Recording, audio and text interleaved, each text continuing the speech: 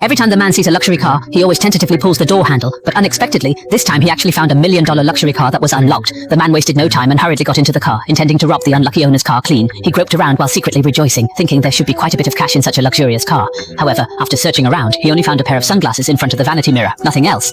The man admired his handsome face while cursing the driver for being a poor miser. However, just as he had played enough and was about to get out, he found that the car door suddenly wouldn't open. He hurriedly banged his body against the door, but after several hits, the door showed no sign of opening. The man was completely panicked, thinking he might be trapped. Afraid that the driver would return soon, he lied down on the seat and frantically kicked the car window. But even after several kicks, the window didn't budge, leaving him no choice but to try opening the door again. Before he could figure it out, a phone ringtone suddenly rang from the central control screen, making the man even more terrified. This could be the owner connecting to the car's Bluetooth. If that's the case, it means the owner isn't far away. The panicked man hurriedly hid in the trunk, unaware that the cameras inside the car had already recorded his every move. Just then, the man found a wrench in the trunk's compartment. He grabbed the wrench and smashed it against the car window, but even with such violent strikes, the window showed no sign of breaking. However, just at that moment, the phone on the dashboard rang again, agitating the man so much that he angrily dismantled the car door's interior panel, reaching inside to unlock the door, but ended up cutting his arm. The man instantly screamed in pain, with the phone still ringing incessantly. He furiously pried open the door's interior panel. He then discovered that the door had been remodeled into a thick steel plate. The man was utterly desperate, realizing he might really be trapped inside. He hurriedly took out his phone to call the police, only to find that there was no signal inside the car. After a brief moment of hopeless thinking, the disheartened man decided to answer the call. Hello, can you hear me? Yeah, oh, jolly good, welcome aboard. My name is William. I'm the owner of this car. It turned out the call was from the car owner, who had been silently watching the man's every move.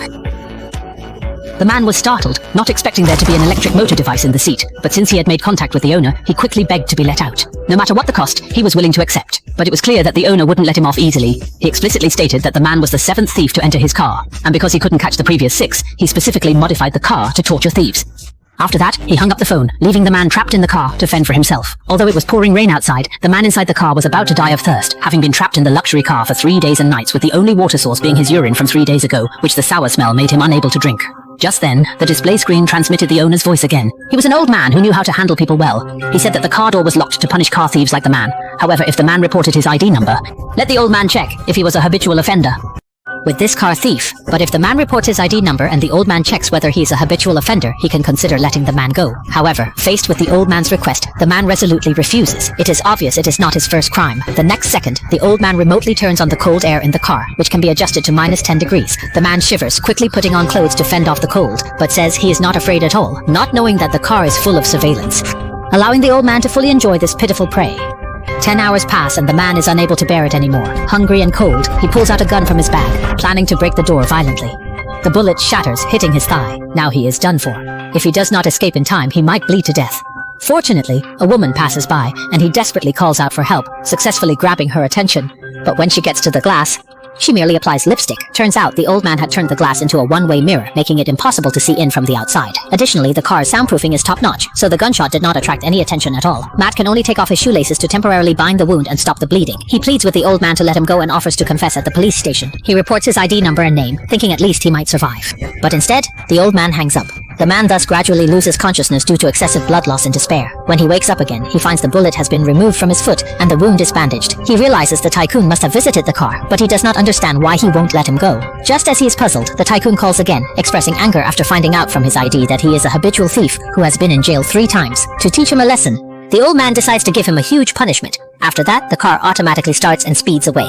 Matt never thought the old man could control the car remotely, and the car reaches 120 km/h. Matt's heart almost jumps out. However, the skilled tycoon does not crash the car, but drives it to a parking building. Matt remembers the top floor is an empty space and realizes something is wrong when the car gets closer to the rooftop. He begs for mercy desperately, but the tycoon does not care and rushes onto the rooftop, stepping on the gas and rushing toward the fence.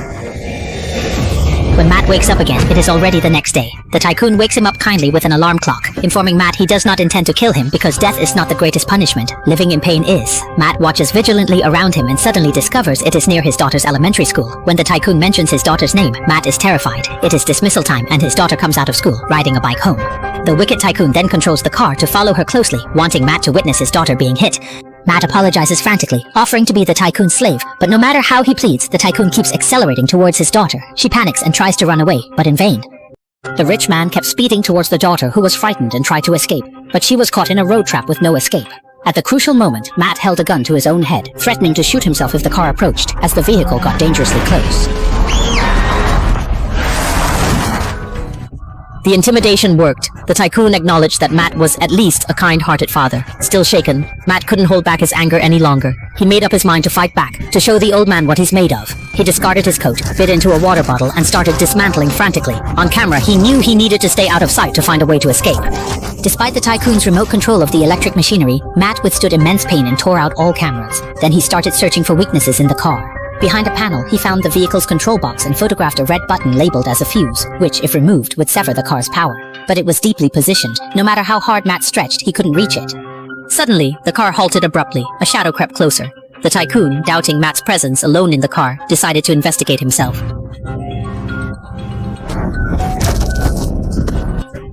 The rich man used the electric mechanism to overpower Matt, tossing him a rope, commanding him to bind his own hands. Under the pressure of the machinery, Matt had no choice but to comply. Once immobilized, the tycoon confidently re-entered the car. He loaded his gun and started driving towards the outskirts, seemingly intent on ending Matt's life and disposing of him in the wilderness. Near death, Matt asked the tycoon why he was doing this. The man openly explained that years ago, while strolling with his daughter, they were robbed by a gangster.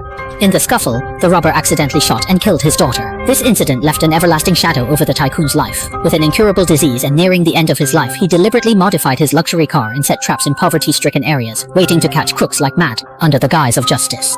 To execute his own version of vigilante justice, Matt was incensed, cursing the tycoon, and vehemently disagreed with such wickedness. As he continued to curse, Matt tried using his foot to reach the fuse button. On a mountain road stretch, he successfully cut the power, sending the car flying off the road directly towards a cliff. After tumbling, the car landed on the ground. Coming to, Matt saw the old man unconscious. He desperately rubbed himself free of the ropes and managed to untie his hands just before the tycoon awoke. He vented his anger on the old man, but realized attacking him was pointless. As the car ignited into flames, Matt found a hammer in the man's bag and fervently hammered a crack in the rear window until he could open a large escape hole. He escaped just in time, leaving the hateful tycoon and the car buried together. Having survived the ordeal, Matt resolved to turn over a new leaf, working hard with his own hands and providing his daughter with a better future.